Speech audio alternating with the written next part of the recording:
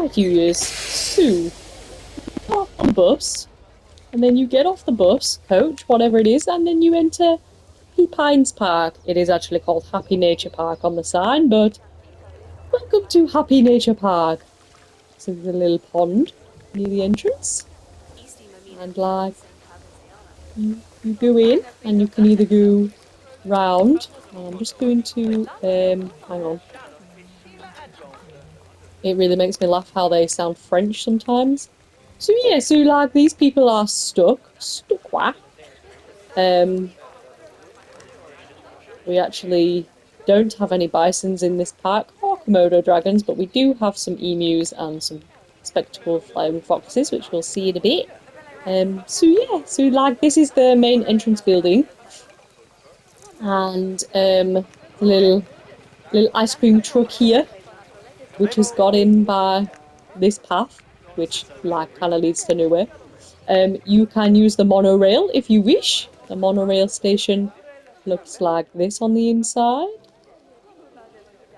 And maybe we'll do like a little, ooh, I'm falling off the tracks. Maybe we'll do like a little monorail tour in a bit, but yeah, that's the monorail. And then there's a few different paths you can take in the park. There's the orange path or the green path, and they both end up in the same place. But this is the main building. You can get money out at the ATMs, and there's also toilets available. And then also there's the information guides bit, and this is like the backstage area. And then there's also hats that you can buy at the tent shop, and that's also a little backstage area. There's more toilets and also a little bit of information here about habitat loss, I think, or climate change, can't remember. And then yeah, so Orange Path also continues this way. We can go round the Orange Path, but we're going to go on the Green Path today. Going on the Green Path today. I'm just going to check that it's actually recording the video.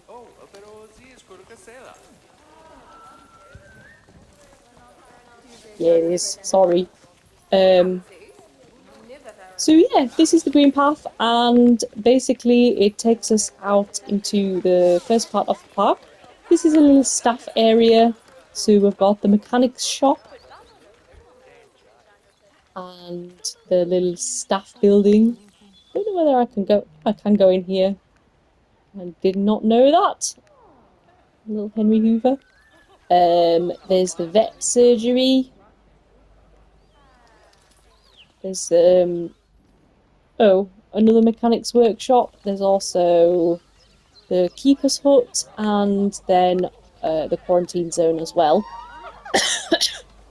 Through there is the entrance to get into the otter and tapir exhibit for the staff. I don't know why everybody's going down there, but they are. Oh yeah, there's a... I don't know what that building is over there. Oh, vets. I think I've ended up with 2 vet surgeries over here because I thought I didn't have one. This little building is another keeper hut. That was the original keeper hut installed into the park in 1856, because it's now year 150.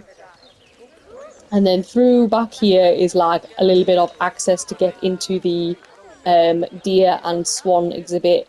And then back here is some of the facilities that help the water. So I'm just going to go back round to the guests bit. And then here we have our conservation garden. So this is where all the food for the park is grown. And as you can see, they've got some vegetables growing at the minute. And they've been harvesting some courgettes for your tea. And there's another thing about climate change, because that's the most important thing that's going on. I'm going to get stuck while going up these stairs, because I always do. Yeah, look at that. Stuck again.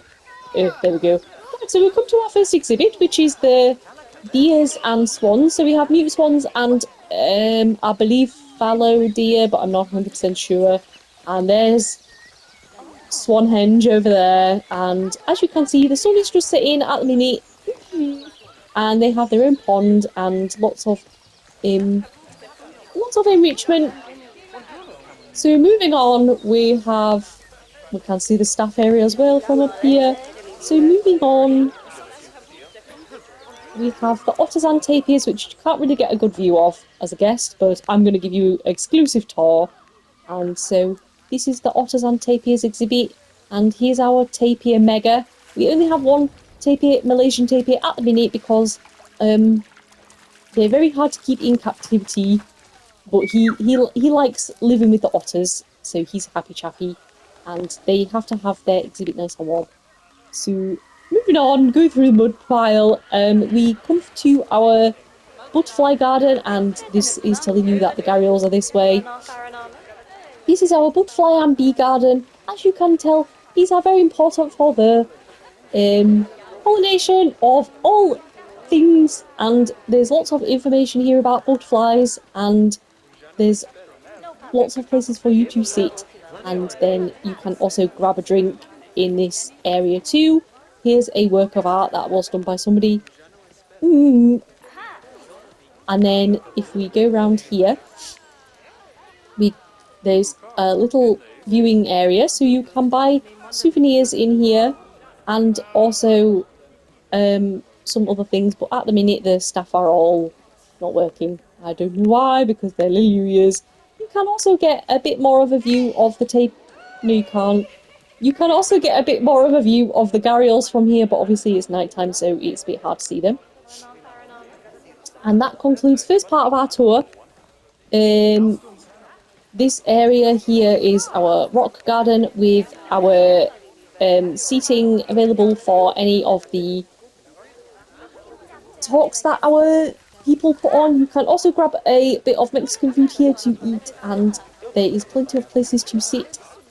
There is some more facilities there for our staff to use, and the next